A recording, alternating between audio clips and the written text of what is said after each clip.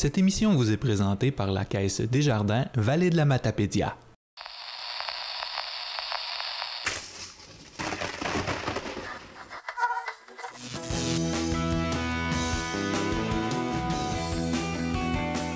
Bonjour et bienvenue à votre émission d'actualité matapédienne bien branchée. Cette semaine, dans l'édition du 8 février, la concertation est à l'honneur. Cosmos Matapédia, la commission scolaire des Monts et Marais et la ville d'Amqui proclament la 5e semaine de la persévérance scolaire. Moisson Vallée Matapédia, Tremplin Travail et le Centre de femmes lancent la brigade culinaire matapédienne. Diffusion Mordicus relocalise ses bureaux. Guylain Raymond dresse le bilan de la rencontre de concertation de hockey Bas-Saint-Laurent. Le Centre de femmes Vallée de la Matapédia propose leurs activités pour les mois février et mars. L'auteure matapédienne Chantal D'Amour vous invite au lancement de son tout premier roman. Le cinéma Figaro présente les films à l'affiche au Ciné-Répertoire et Passeport pour le monde. Et pour terminer, les petits explorateurs proposent ce mois-ci une rencontre entre l'Est et l'Ouest canadien, l'échange étudiant Québec-Alberta de Marie-Ève Galland et Indiana Isfeld.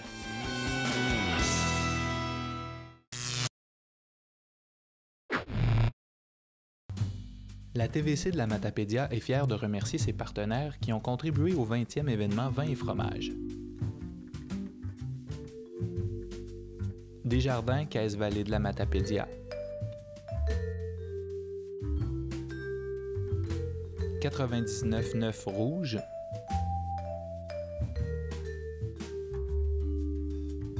Pascal Bérubé, député de Matane-Matapédia. Chocolaterie au fil du temps.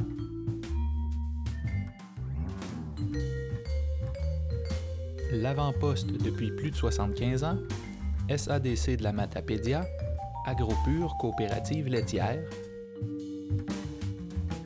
Ville d'Amqui. Mallette. André Allé et Fils. Select Hotel. Librairie d'Amqui. MRC de la Matapédia.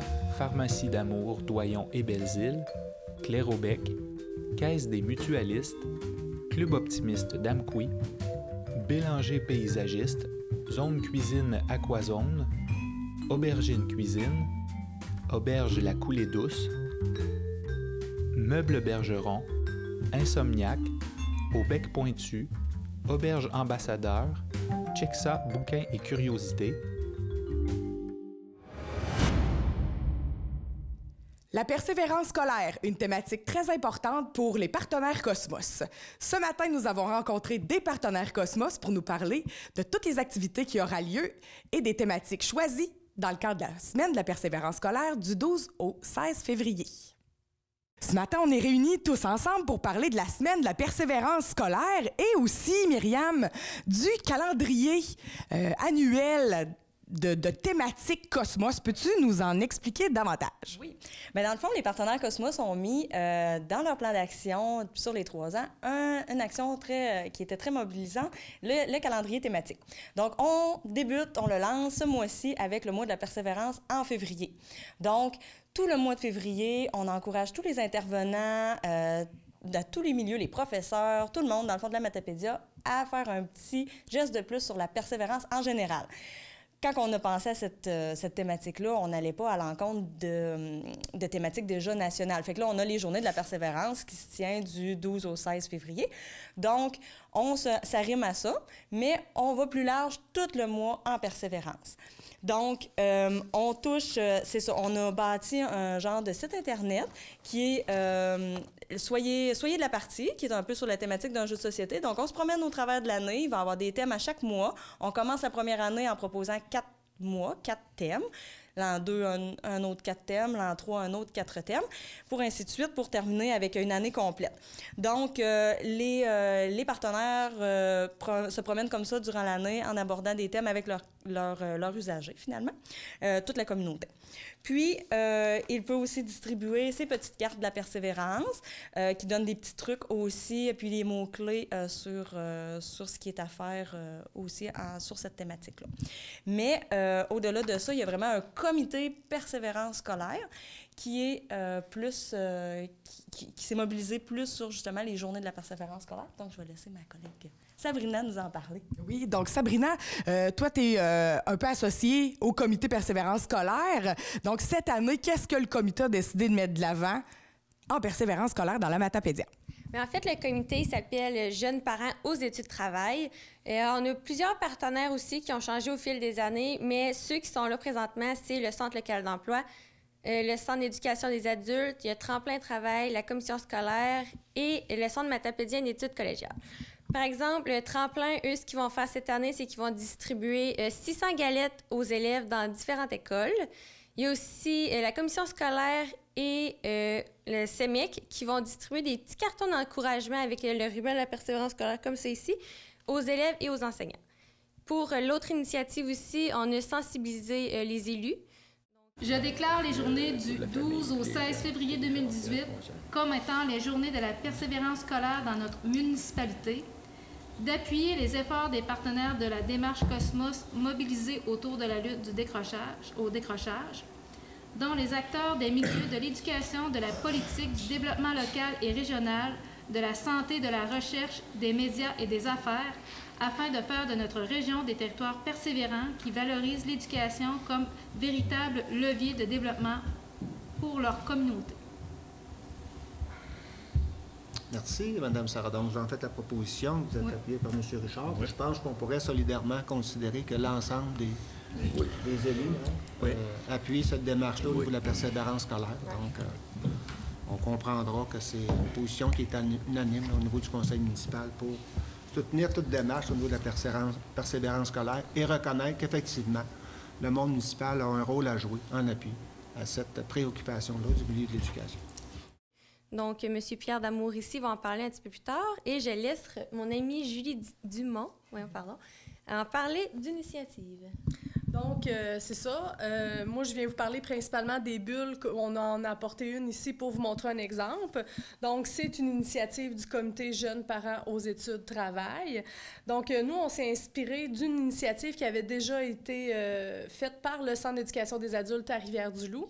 On avait vu ce projet-là. On avait trouvé que l'idée était géniale. On s'est dit, ça serait le fun de le faire ici, chez nous.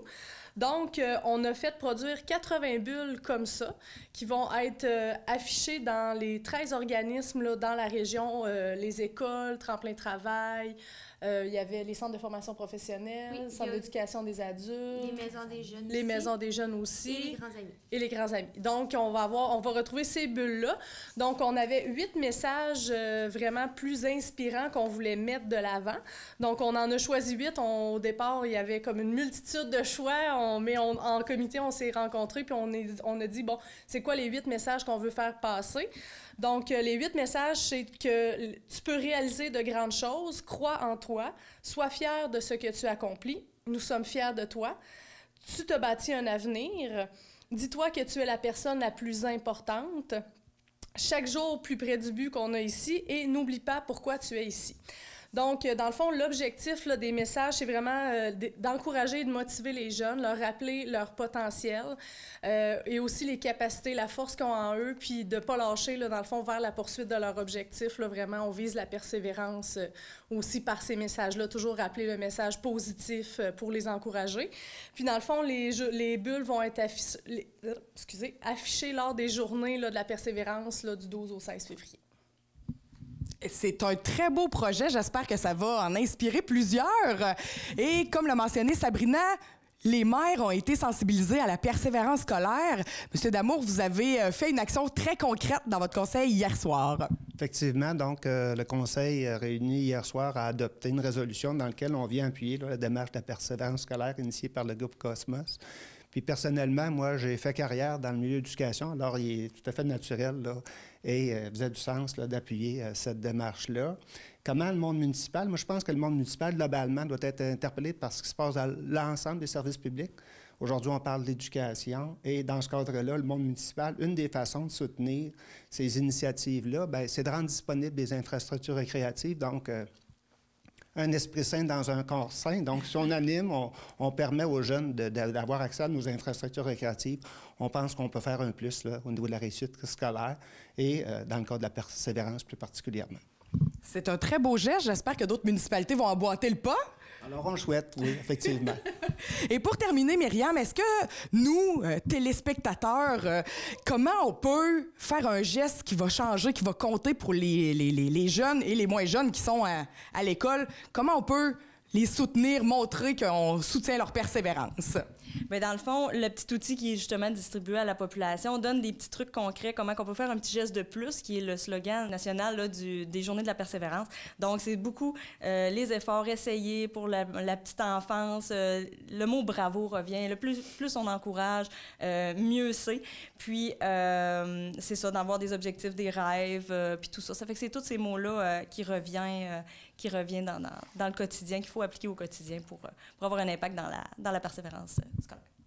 Ben, je vous dis bravo, continuez vos beaux efforts, soyez persévérants et on suit avec attention le calendrier thématique mis en place par les partenaires Cosmos. Je voudrais juste rajouter, dans le fond, les intervenants peuvent aller à partir de ce jeu-là, dans le fond, qu'ils reçoivent par courriel, puis on le distribue au travers des organisations, le site Internet directement, qui les outille vraiment par groupe d'âge, qui s'ils sont responsables d'un service de garde, par exemple, ils vont cliquer sur le 0-5 ans, puis là, ils retrouvent plein de matériel, plein d'activités, plein de capsules, des vidéos, tout ça qui peut faire un pas de plus pour l'appliquer au quotidien en persévérance.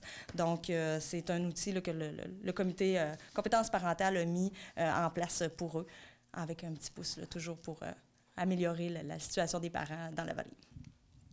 Bien, merci à vous tous. Bonne semaine de la persévérance scolaire. Merci. Nous sommes ce matin chez Moisson-Vallée, où 3 organismes de la Matapédia, soit Moisson-Vallée, le Centre de femmes et Tremplin Travail, se sont unis pour nous présenter un tout nouveau projet, les Brigades culinaires. Bonjour, bienvenue à Moisson-Vallée pour la conférence de presse de notre nouveau projet, la Brigade culinaire. Ce projet est né avec 3 organismes, dont Moisson-Vallée, le Centre de femmes et Tremplin Travail. Nous sommes à l'an 0, donc c'est un lancement pour cette année. Je vais laisser Janie parler des apprentis et des mentors. Dans le fond, le projet consiste en une brigade culinaire vraiment matapédienne.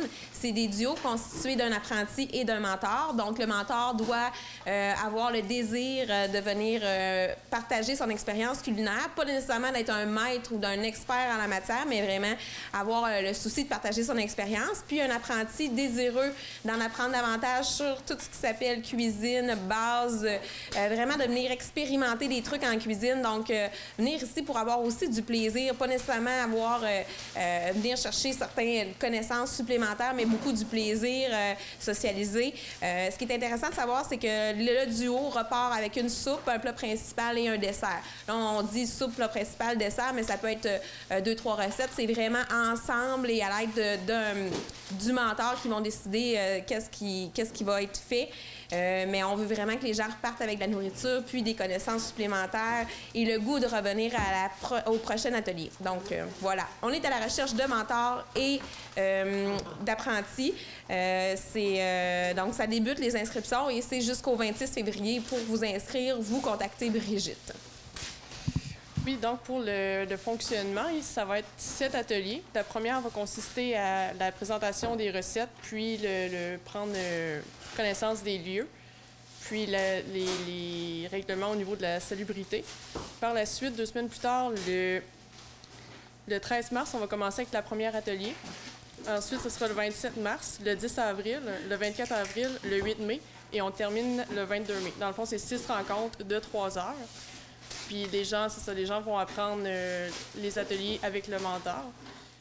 L'objectif derrière les brigades culinaires, dans le fond, c'est d'apprendre aux gens à cuisiner avec une saine alimentation, avec des saines habitudes de vie, de réussir à se faire des bons repas à petit prix, puis de cuisiner dans une ambiance qui va être pas festive, mais plus conviviale, oui. Donc, on va continuer avec la présentation du logo avec Jenny.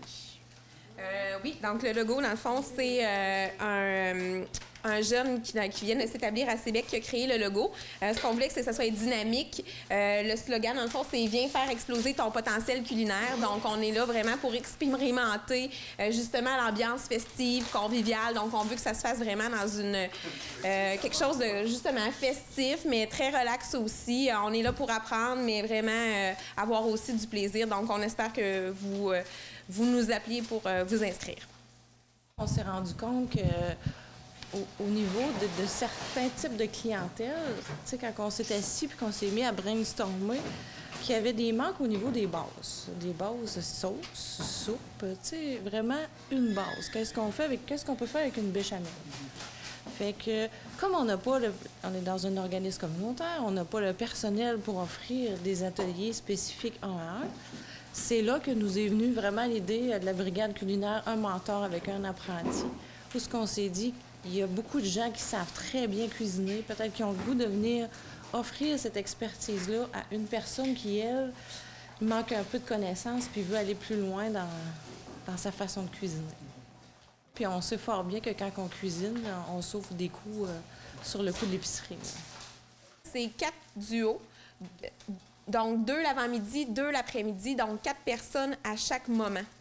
Fait que ça fait, on peut rejoindre 8 personnes. C'est sûr que s'il y a un engouement, on est prêt à redéfinir le projet.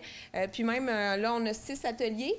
Si les gens sont désireux d'apprendre certaines techniques plus spécifiques, exemple un sushi, cupcake, décoration de gâteau, nous, c'est sûr qu'on va travailler avec des gens qui ont le vouloir d'apprendre, puis on va mettre comme l'épaule à la roue. On a le goût aussi de leur faire vivre quelque chose de wow, là. Fait qu'on n'est pas fermé, on va travailler avec eux autres aussi, là.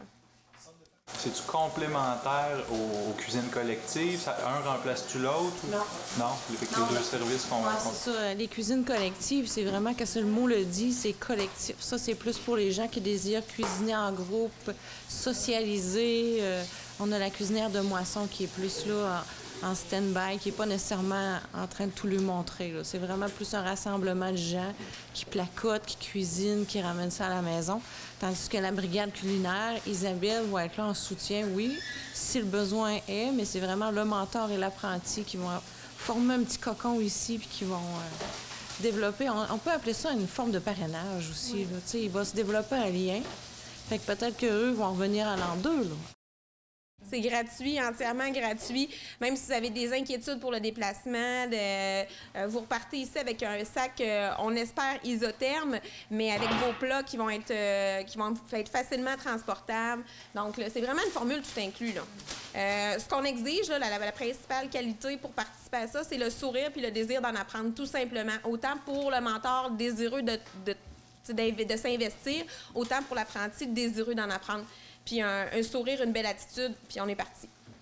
Donc, pour les gens qui désirent être un mentor et ceux qui désirent être apprentis, vous pouvez venir me voir ici à Moisson-Vallée, au 54 rue du Pont, ou téléphoner simplement au 418-629-1331. Relocaliser une vingtaine de spectacles professionnels dans la Matapédia n'est certainement pas chose facile. Mais heureusement pour le coordonnateur de diffusion Mordicus, M. Michel Coutu, il peut désormais faire le travail à partir d'un nouveau bureau. On en parle avec lui. Hello. Michel, aujourd'hui, on se trouve ici dans tes nouveaux locaux. Ça fait une semaine où tu as été relocalisé. Toutes les activités de coordination de Mordicus ont été relocalisées à Amqui. On sait ce qui se passe à la commission scolaire, fin 2017, début 2018. Un peu chaotique pour l'organisation spectacle. Comment ça va? Bien, écoute, ça va, somme toute, très bien, puisqu'on a eu accès à nos bureaux la semaine passée sur une courte période pour aller récupérer tout notre matériel de bureau et venir se relocaliser ici. On est présentement en haut de la librairie d'Amqui. On avait besoin de bureaux, on avait besoin des photocopieurs, on avait besoin de nos dossiers aussi, chose qu'on n'avait pas pu récupérer, vu qu'on avait sorti très rapidement de nos bureaux. Donc, on a décidé, étant donné qu'on va être de retour à la salle Jean Cossette vers la fin de l'été seulement, début septembre, donc de relocaliser complètement nos bureaux pour que les gens, évidemment, puissent venir nous voir, avoir plus d'informations. Donc, là, ça va quand même bien. Les bureaux s'installent doucement, donc d'ici quelques jours, ça devrait être complété. OK. Puis, parle-moi de la logistique un peu là, de remettre en place une vingtaine de spectacles qui ont dû être délocalisés. Comment ça se passe? J'imagine que ce n'est pas dans tous les cas où on a pu relocaliser. Bien, les gens le savent déjà, on a annulé 2 spectacles. Le théâtre était beaucoup plus difficile à produire du côté de la salle communautaire. On doit dire aux gens que lorsqu'on fait du théâtre, ça prend énormément d'éclairage, d'accrochage et surtout de hauteur. Donc, au niveau de la scène, au niveau de l'accrochage, c'était rendu impossible. On a négocié, je vous dirais, une dizaine de jours avec les directeurs techniques des 2 compagnies, des Reines-sur-Mars ainsi que de Sherlock Holmes. Et on en est venu au constat que la situation était impossible à vivre là. Donc, ça n'aurait pas été confortable. On n'aurait pas livré aussi ces 2 pièces extraordinaires et on n'aurait pas pu livrer justement la marchandise et les gens qui achètent des billets voir ces pièces-là. Mais on veut avoir la totale et nous aussi, dans la mesure du possible, évidemment. Donc, le constat a été qu'on ne pouvait pas livrer dans les circonstances agréables pour tout le monde. Donc, on a dû annuler. Donc, la façon dont ça fonctionne, écoutez, là, il y a 16 spectacles qui s'en viennent, qui devaient être présentés au printemps, plus le scolaire et plus la semaine jeunesse. Donc, ça, on doit reprendre chaque contrat, refaire un addenda pour donner une nouvelle adresse, une nouvelle salle, une nouvelle technique, un nouveau devis. Et on doit le faire accepter par les compagnies. Donc, ils doivent évidemment accepter, mais tout le monde est très compréhensif parce que c'est hors de notre contrôle. Donc, la plupart veulent évidemment venir donner leur spectacle. Donc, en étant la salle communautaire, on avait l'expertise, et moi j'avais l'expertise depuis de nombreuses années pour se déplacer un peu partout. Donc, à la salle communautaire, quand on avait fait les rénovations en 2013, on était installé là-bas. Donc, on revient dans la même formule. On va installer un équipement tout le mois de mars. L'équipement va être à la salle communautaire. Et je dois le dire aux gens, là, ceux qui disent « Hey, on n'aura pas la salle », non. Il y a quand même un bon horaire de fait avec le service des loisirs et la ville d'Amqui. On est tous en collaboration pour que les gens aient accès quand même à leurs activités. Nous, on va tout simplement s'installer, se démonter lors des spectacles. Donc, on installe grandeur de scène, les chaises vont être numérotées de la même façon qu'à la salle Jean Cossette. Donc, les gens qui ont des billets, le numéro va être respecté, leur place va être respectée. Si vous êtes assis en avant, vous allez être encore assis en avant, il n'y a aucun problème. Donc, c'est les addendas, on doit refaire chaque contrat, faire accepter, refaire le devis technique. Et ensuite de ça, parler au directeur technique, lui réapprendre la nouvelle pour dire qu'on n'est pas dans la salle, se réexpliquer. Donc, chaque contrat demande des fois, je peux passer un avant-midi pour un seul contrat. Donc, là, je pense que j'en ai 5 ou 6 de faits de terminés.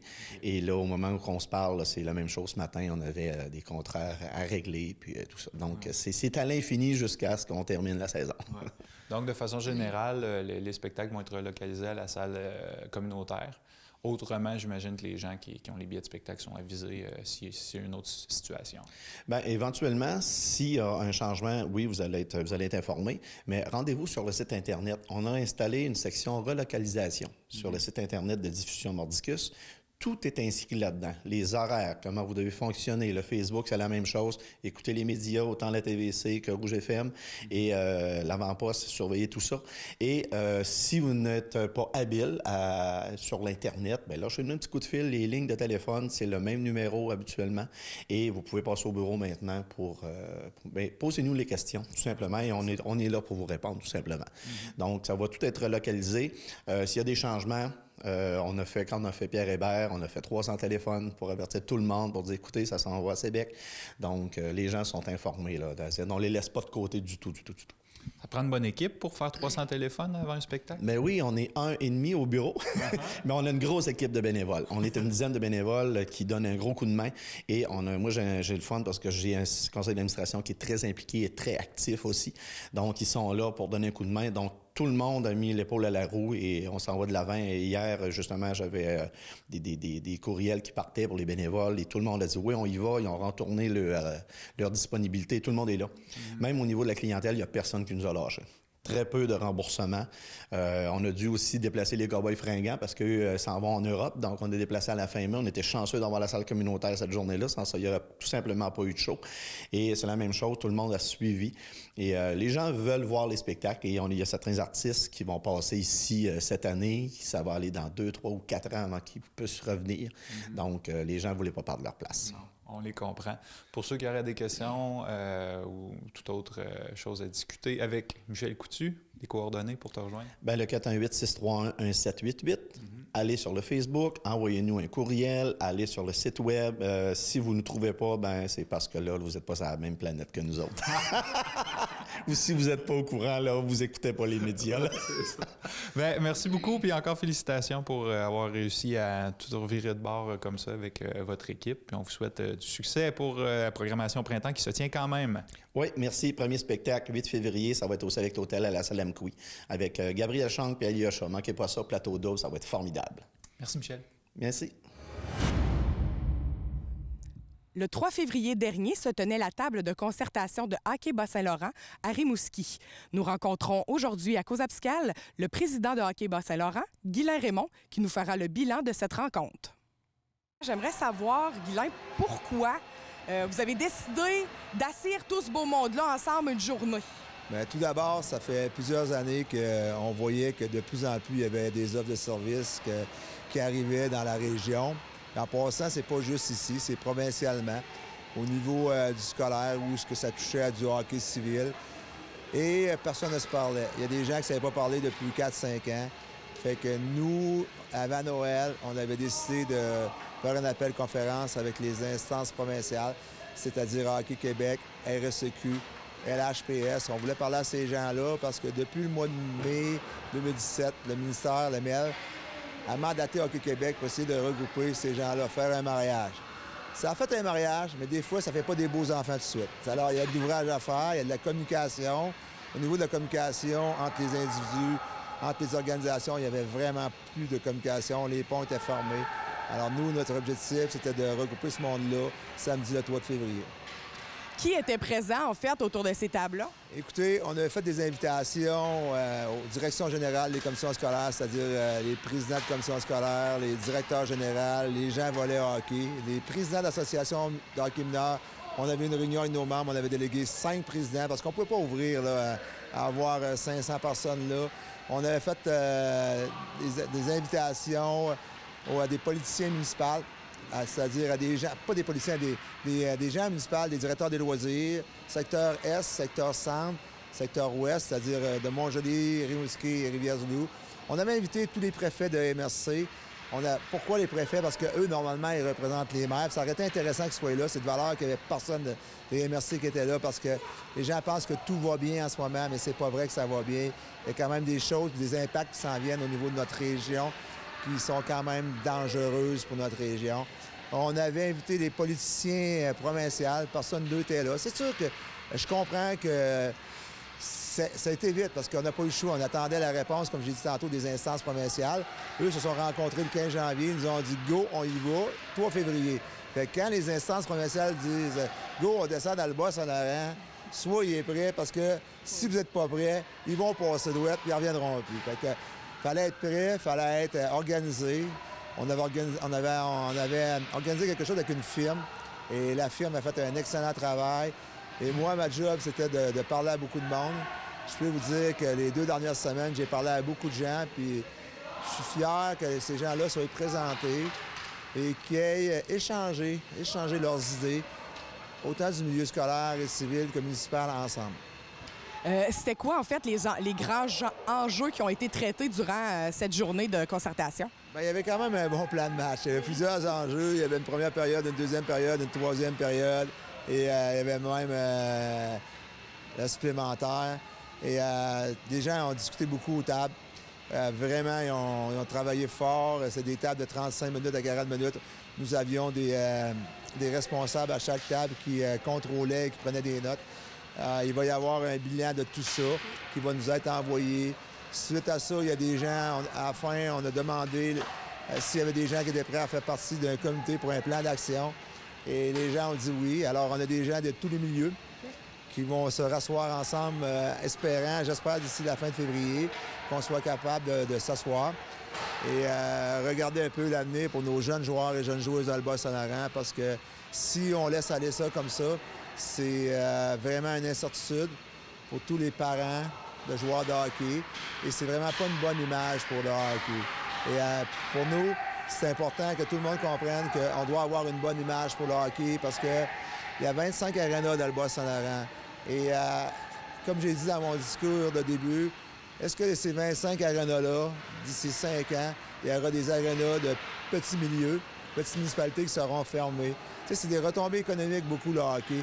À tous les fins de semaine, quand les parents se déplacent dans le Bas-Saint-Laurent, il y a des retombées économiques au niveau des lignes, soit la ligne hybride ou la ligne Saint-Paulette ou la LEQ.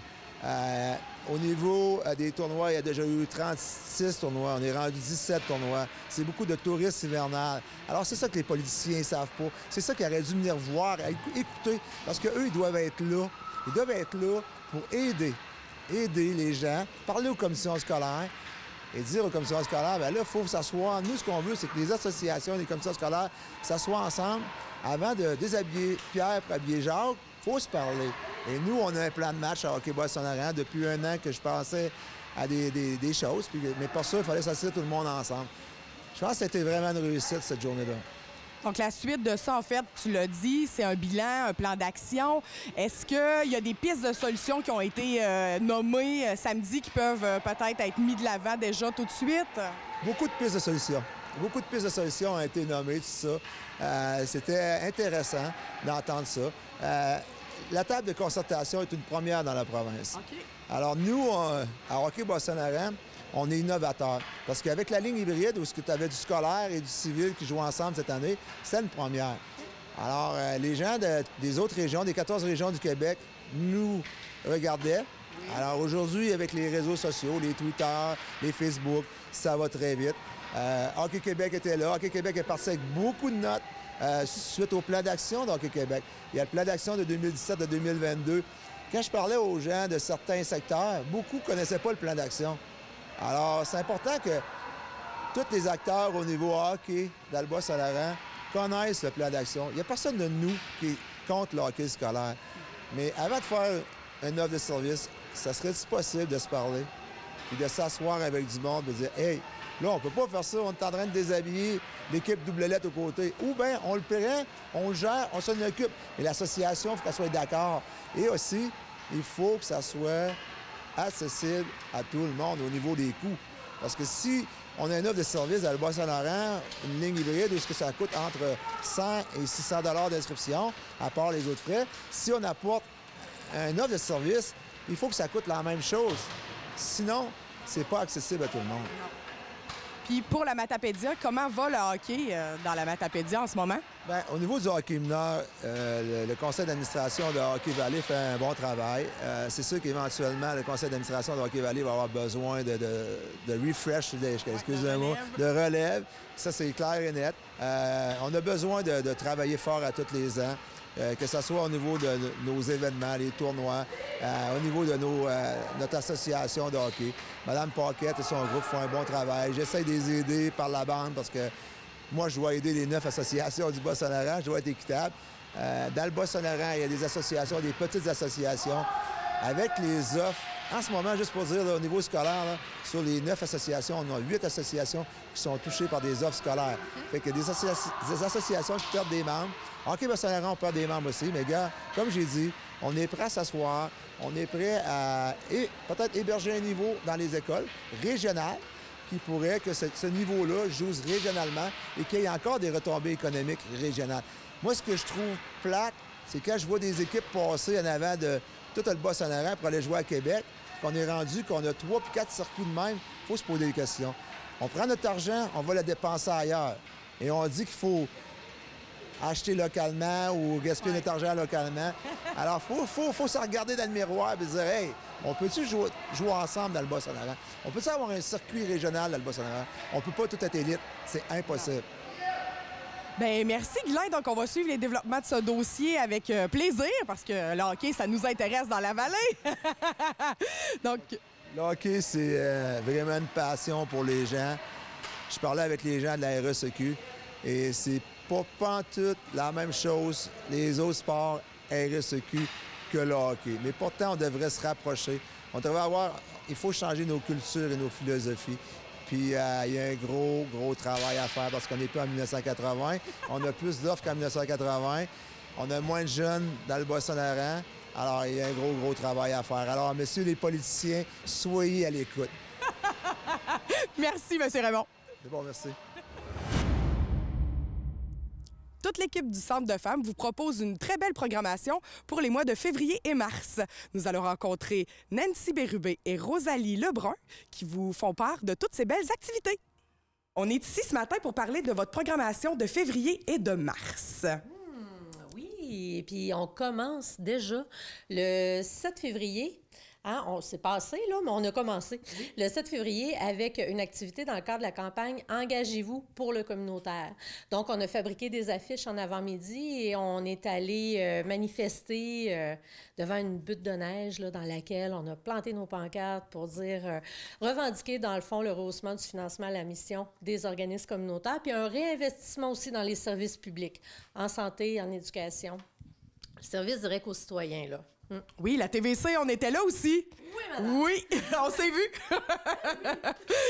Donc, par la suite, vous avez d'autres activités, j'imagine, en février? Oui, c'est ça. Avec le 14 février, on a un atelier qui s'appelle « S'initier au monde merveilleux du chocolat avec la chocolaterie Bellegarde ». Mais malheureusement, les places sont complètes pour cette activité. Mais c'est bien de le dire. Oui. Aussi, le 21 février, en avant-midi, on a un toast café entre elles avec Karine Corneau. Elle, en fait, c'est une conseillère en défensive collective des droits de la ressourcerie de la Matapédia. Aussi, le 28 février, en après-midi, on a un ciné-causerie dans le confort du Centre de femmes, c'est-à-dire on a un visionnement d'un film et on finit avec un échange avec les femmes tous ensemble. Oui. Et le film qui va être présenté, est-ce que vous le connaissez? C'est à suivre, c'est une surprise. Donc, faut être là, faut venir pour voir c'est quoi. En plein ça. Et en mars, il y a l'activité de la Journée internationale des femmes. Encore une fois, cette année, on revient avec le cabaret-spectacle. Les mises en candidature se sont terminées le 31 janvier dernier. On a eu beaucoup de mises en candidature. Donc, je peux déjà vous dire qu'il va y avoir du chant, de l'humour, des petites pièces de théâtre. Ça commence à 6h30. C'est à la salle communautaire d'Amqui. Pour se terminer vers 21h30. Donc, les billets sont en vente là, auprès des membres du comité et au Centre de femmes au coût de 4 $. Donc, les matapédiennes sont invitées. Il n'y a personne cette année qui va se faire dire « on est complet, on a de la place ». Donc, les matapédiennes sont vraiment invitées à participer en grand nombre. Après, le 12 mars, il y a le mouvement Santé mentale Québec qui vient nous parler de l'imprévu. Oh! Oui, c'est cela. Alors, c'est un atelier... C'est à quelle heure, ça? Est-ce qu'il faut que je m'inscrive? Oui, il faut s'inscrire. C'est le mercredi 12 mars à 1h30. Et toutes nos activités, d'ailleurs, hein, les femmes sont invitées à s'inscrire. C'est important, au plus tard, le lundi précédent l'activité. Et quand l'activité est le lundi... Quand même, ça arrive des fois. Quand l'activité est le lundi, s'inscrire au plus tard le jeudi, parce que nous, on est ouvert du lundi au jeudi, le jeudi avant 4h30. Donc, c'est pour mars, oui, c'était tout pour moi. Parfait. Alors, le 14 mars, en avant-midi, on a un autre toast café entre elles. On reçoit l'organisme Le RSM, puis ils vont venir nous parler de leur service. Alors, c'est à découvrir. Aussi, le 21 mars, on a l'atelier de nos grandes voyageuses. Dans le fond, c'est des femmes qui vont venir nous raconter leur propre histoire de leur voyage. Puis ça va être vraiment des très beaux voyages qui vont être au programme.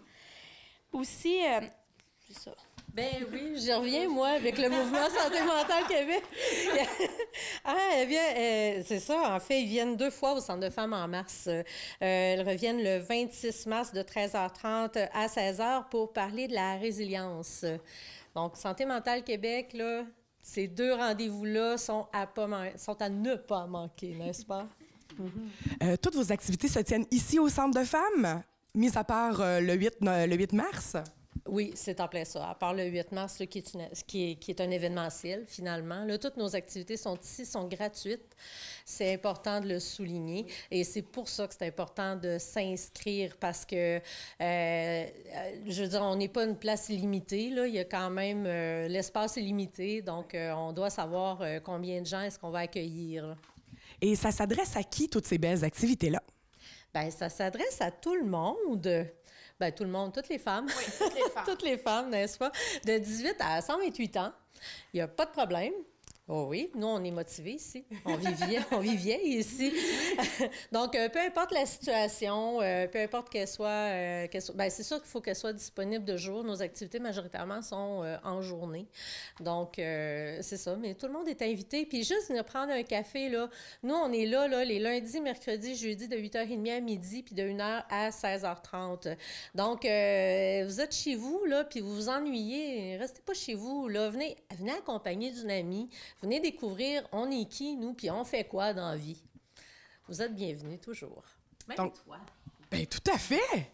Toujours des belles sorties, toujours des beaux ateliers, en fait, où on fait de la croissance personnelle, on réseaute, on discute ensemble. Oui. Et puis, il restait un déjeuner de toast café à la fin du mois de mars, qui est quand même important. Oui. Ouais. Enfin, notre dernière activité du mois de mars, c'est le 28 mars, le matin. C'est un toast café entre elles encore sur le sujet de la légalisation de la marijuana. Alors, une très belle programmation à venir. On en parle beaucoup, puis on vous conseille de venir. Ça devrait être très intéressant. C'est très diversifié comme sujet. Donc, on passe du loisir, on se rencontre ensemble pour le plaisir, à la réflexion. Donc, l'important, c'est qu'on le fasse ensemble, puis qu'on se reconnaisse entre nous. Là. C'est ça. Et aussi, si je peux, dans le fond, vous donner, c'est le centre de femmes est au 17 rue Brochu à Amqui. Le numéro de téléphone pour nous rejoindre, c'est le 629-3496. J'imagine que cette belle programmation avec tous les détails se retrouve sur votre site Internet et votre page Facebook. Tout à fait. Puis, c'est vraiment bien que tu m'amènes là, parce qu'on est l'hiver. Oui. On vient de dire que c'est la programmation février-mars. Et nous, quand les cours sont suspendus à la commission scolaire, on n'ouvre pas nos portes. Donc, mettez-vous pas en danger dans le chemin. Déplacez-vous pas. Venez pas au centre, on n'est pas là, nous. Donc, surveillez les réseaux sociaux, le site web. Vous allez faire des mises à jour si jamais les activités sont reportées ou annulées, tout simplement. Oui, on utilise beaucoup notre page Facebook pour faire circuler cette information-là. Bien, parfait. Merci beaucoup, Rosalie, Nancy.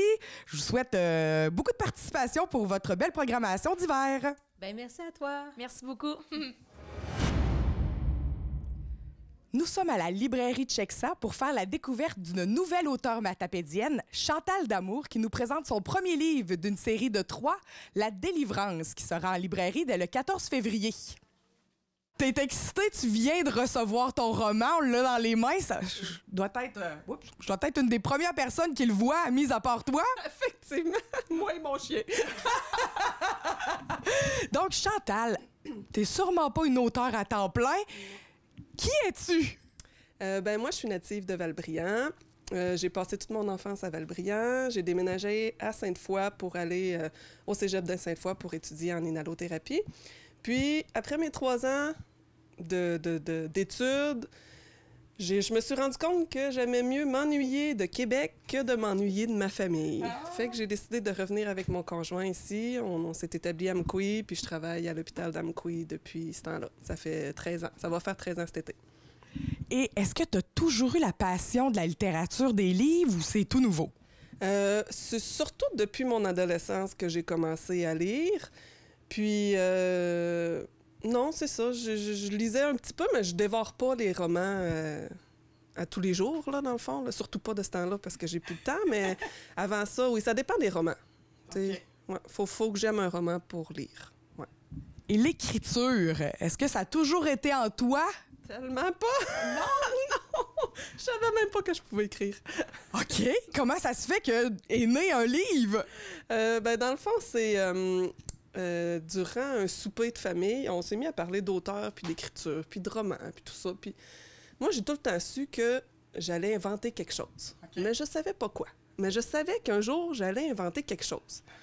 Puis là, je me suis levée le lendemain matin et je me suis dit, tabarouette, Chantal, t'as assez d'imagination pour être capable d'écrire une histoire. C'est sûr que je peux pas croire qu'avec les images qui me passent dans ma tête, ça se peut pas que je sois pas capable d'écrire un livre.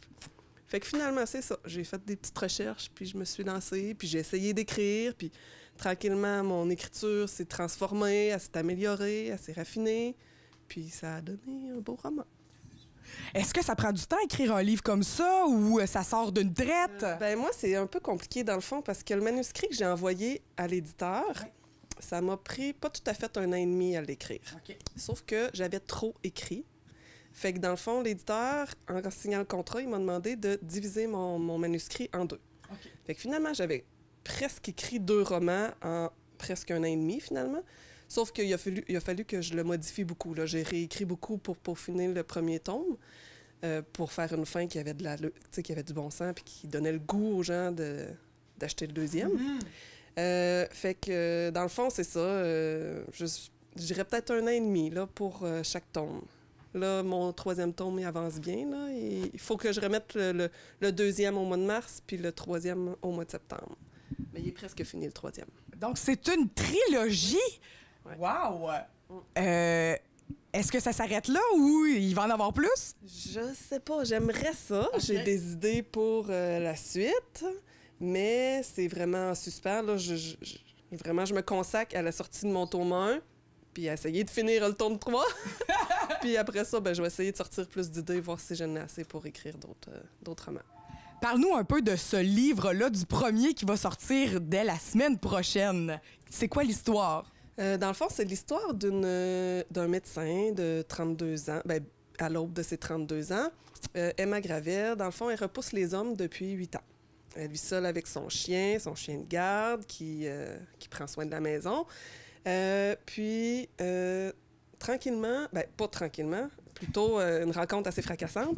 Elle rencontre Ethan Lane, un jeune homme d'affaires vraiment très charmant, qui lui fait remettre en question sa loi de célibat que s'était imposée, mais elle reste vraiment très craintive, puis tout ça, avec les hommes. Puis c'est ça, je veux pas trop en dire. Ouais. Donc, une histoire d'amour, un peu... Est-ce que c'est drôle? Peux-tu... Oui, c'est vraiment... Il y a de l'humour, ça se mélange super bien avec la sensualité puis la médecine. Non, je suis vraiment fière du résultat. Donc, est-ce que c'est ta vie? Est-ce que c'est toi? C'est un peu autographique? Non, pas du tout. Non, vraiment pas. Le caractère d'Emma... Il y a quelques traits de personnalité que c'est moi. Le chien, c'est mon ancien chien, ma défunte Betty. Ça, c'est dans ma vie, mais le reste, c'est vraiment fictif. Là. Ça vient de ma tête, puis il n'y a rien de vrai. Donc, on se reconnaîtra pas dans le livre si on te connaît, là. Absolument pas. Non, faut pas. Donc, avec ce livre que tu tiens dans les mains, il y a un lancement qui s'en vient bientôt. Est-ce que tu peux nous parler un peu de cet événement-là? Oui, dans le fond, c'est le 11 février. Ça va se dérouler à la Captive à partir de 14h. C'est le lancement de mon roman.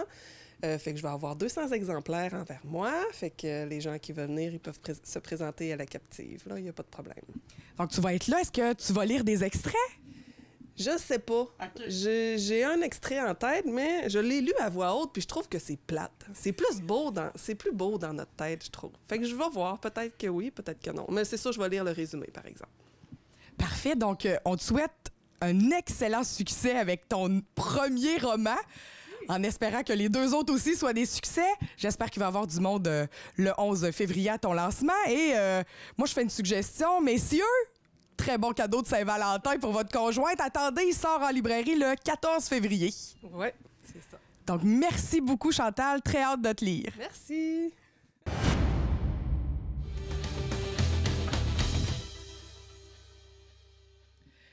Alors, on est avec Marie-Michel du Cinéma Figaro. Marie-Michel, on va faire une chronique mensuelle où on va présenter ton cinéma répertoire, tes films de passeport pour le monde aussi, et d'autres offres que vous avez pour pas nécessairement le public en général, le public général.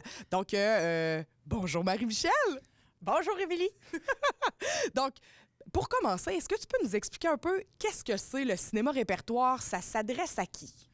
Le cinéma répertoire, c'est une offre de cinéma qui est moins commerciale. Donc, si vous cherchez à voir des films qui sont plus culturels, qui ont plus des faits vécus, qui vous racontent une vraie histoire, que vous aimez pas ça, vous, les cascades en char, en auto, les cascades en auto, ça peut être quelque chose qui peut vous attirer.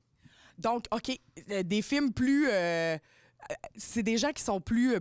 c'est plus ciblé comme public, en fait, là. Bien, tout à fait. Mais les gens de tous les âges peuvent aimer ce type de film-là, mais souvent, les gens à la retraite sont la clientèle qui apprécie le cinéma de répertoire. D'accord. Donc, est-ce qu'il y a un horaire particulier ou c'est en même temps que tous les autres films? Le cinéma de répertoire est toujours présenté le dimanche après-midi à 15h30. Le lundi, vous avez 3 projections qui est à 10h le matin, 15h30 l'après-midi et 19h le soir. Et il y en a une dernière le mardi à 17h15. Donc, beaucoup de plages horaires pour satisfaire tous les types de clientèle. Voilà. Donc, si vous travaillez, vous avez aussi la possibilité de venir au cinéma de répertoire. Ah, super ça! Et c'est le même prix qu'un film standard? Non, le cinéma de répertoire est plus économique. Il est offert à 7 $ pour tout le monde. Wow! Ben, merci de nous offrir ça dans la vallée. Donc, on va commencer avec les films qui vont être à l'affiche dans la semaine du 12 février, 11 février, en fait. Ça commence le dimanche. Ben nous, la programmation commence toujours le vendredi, Émilie, mais c'est ça, t'as bien raison. Le film, lui, va commencer le 11 février. Donc, on vous avait annoncé au préalable qu'on vous présenterait le film québécois Hochelaga. Donc, il y a eu une erreur de communication qui n'est pas de notre ressort. Et le film qui vous sera présenté à partir du 11 février, c'est Le Maître de la scène.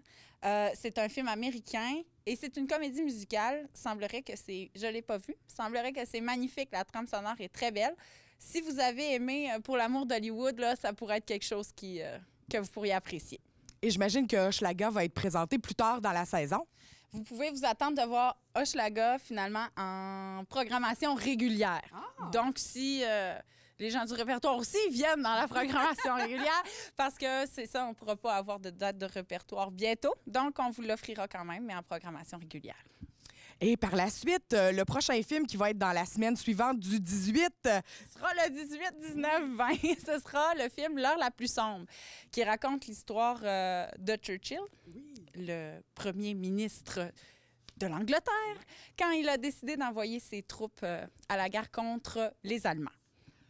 Donc, encore un fait vécu, encore une fois, ben romancé probablement un petit peu, mais basé sur l'histoire véritable. Oui, c'est ça. Donc, c'est vraiment l'histoire qui s'est passée. Et si vous avez aimé le film Dunkirk qui a été présenté il y a environ 6 mois, c'est 2 histoires qui vont ensemble. C'est l'histoire avant Dunkirk. Ah, donc... On a un genre de suite qui n'est pas vraiment une suite, mais ça se situe dans les mêmes environs. C'est ça. Et par la suite, pour la dernière semaine du mois, du 25, 26, 27. Finalement. Et on est très chanceux de l'avoir, nous, à Amqui, je vous le dis. Oui, parce qu'il y a plusieurs cinémas autour qui se l'ont fait refuser. Donc, c'est le film Le Conte. C'est un conte, celui-là, qui s'appelle La forme de l'eau, qui raconte l'histoire d'une femme muette qui travaille dans un aquarium où il y a une créature sous-marine. Là, effectivement, c'est pas une histoire vraie, mais on a une tendance plus culturelle. C'est un film qui a plusieurs nominations aux Oscars, au niveau aussi des images, de la trame sonore, des jeux d'acteurs. Donc, c'est ça, La forme de l'eau. Manquez-le pas, ça vaut la peine de se déplacer. Et... vous avez une autre offre de service au Cinéma Figaro qui sont les films Passeport du monde, en fait, qui nous font voyager à petit prix. C'est une fois par mois. Peux-tu nous en parler davantage? Oui, c'est une fois par mois et là, il va rester 2 fois, en mars et en avril, parce que là, déjà, février, on les a joués. Oui. Et c'est l'objectif de Passeport pour le monde, c'est de vous présenter des destinations voyage qu'on ne verrait pas habituellement. Donc, par exemple, on avait présenté le Vietnam, mais on le voyait sous un œil qui n'était pas touristique. Okay. On voyait un peu qu'est-ce qui se passait dans la culture ou dans les régions un peu plus reculées. Celui de février, c'était la traversée de l'Atlantique. Donc, on voyait les côtes, les îles, mais vraiment sur la mer. Et là, en mars, on vous présentera l'Utah, qui est un État américain, où on a les extrêmes de température. Hein? En haut, on a la neige et les skieurs, et en bas, c'est le désert. Donc, on présentera l'Utah dans toutes ses formes, le froid et le chaud. Et l'horaire pour les passeports, c'est? 2 projections par mois. Okay. Donc, ce sera le 7 mars, qui est le mercredi, à 19h30, et le samedi suivant, donc le 10 mars, à 15h30. Parfait. Donc, il ne faut pas les manquer. Il y en a seulement 2. Si vous aimez ça, là, c'est 2 chances. Parfait. Donc, venez voyager à petit prix. Et il y a aussi, vous projetez des opéras. Oui. Est-ce que tu peux me parler de ça? Donc, c'est 3 projections par année. La prochaine sera le 17 février. On vous présentera Rigoletto par Verdi. Donc, c'est un opéra qui est chanté en italien, sous-titré en français. Donc, quand je vous disais qu'on vous présente quelque chose qui a une teneur beaucoup plus culturelle, c'est seulement 3 fois l'an. Effectivement, je n'ai pas un grand public pour ça, mais on aime vous faire découvrir de nouvelles choses. Et c'est de très belle qualité. C'est une rediffusion d'un opéra présenté par le Royal Opera House à Londres. Donc, c'est une grande troupe, là. C'est pas un opéra maison. Wow. Donc, certains cinémas même peuvent les présenter en simultané, en direct. Nous, au Cinéma Figaro, à cause de la connexion Internet de la région, on est en différé. Donc, mais on vous le présente quand même. Et puis, il y en aura un dernier en avril. Parfait. Donc, Cinéma Figaro pour tous les goûts, tous les publics, tous les âges. Merci, Marie-Michel. Puis on se reparle en mars. J'imagine qu'on va en profiter pour parler un peu de la semaine de relâche aussi. On pourra glisser ça. Puis le cinéma répertoire de mars, on vous présentera la programmation. Merci beaucoup, Marie-Michel. Merci à toi, Émilie. Les petits explorateurs, c'est quoi? Des conférences informelles portant sur un voyage réalisé par une personne désireuse de venir nous partager son expérience. Les petits explorateurs s'adressent aux globetrotters en nous et aux gens curieux d'en connaître davantage sur une destination. Jessie Pro vous présente la prochaine. Donc, mercredi le 14 février, la journée de la Saint-Valentin, nous allons avoir des étudiantes de l'école polyvalente Forimont, si je ne me trompe pas, Madame Marie-Ève Galland et Indiana Isfield, qui vont nous présenter leur échange étudiant. Donc, c'est l'Est qui rencontre l'Ouest, donc le Québec en Alberta. Et je crois que l'Alberta est venu faire un petit tour au Québec aussi. Donc, ça risque d'être fort intéressant et de voir aussi tout ce que ça implique, un voyage comme ça. Souvent, c'est la première fois qu'on sort de notre zone de confort lorsqu'on est étudiant, plus jeune un petit peu. Puis, ça implique un premier voyage. Donc, ça risque d'être fort intéressant. J'ai bien hâte de voir les deux aspects là, du Québec et de l'Alberta. Pour voir cette conférence, rendez-vous au 2e étage de l'Hôtel Gagnon, au 232 boulevard Saint-Benoît-Ouest à Amqui. Cette présentation commence à 19h30 et l'entrée est gratuite. Pour tout renseignement ou pour proposer une présentation, écrivez à petitsexplorateurs@commercial-hotmail.fr. C'est ce qui complète notre Bien branché édition du 8 février 2018. Si jamais vous êtes éprouvé par la perte d'un proche, je vous rappelle que le vibrant témoignage sur le deuil offert par M. Michel Germain est toujours disponible sur notre site web au www.tvcmatapedia.com. En terminant, il ne me reste plus qu'à vous inviter au Télébingo de ce dimanche dès 12h30, dimanche 11 février. On a 700 $ en prix, dont 500 $ pour la carte pleine. À qui la chance? Là-dessus, je vous souhaite une agréable semaine. Informatique Bar-Est assure l'entretien du parc informatique de votre TVC. Informatique Bar-Est offre un service informatique résidentiel, commercial et industriel.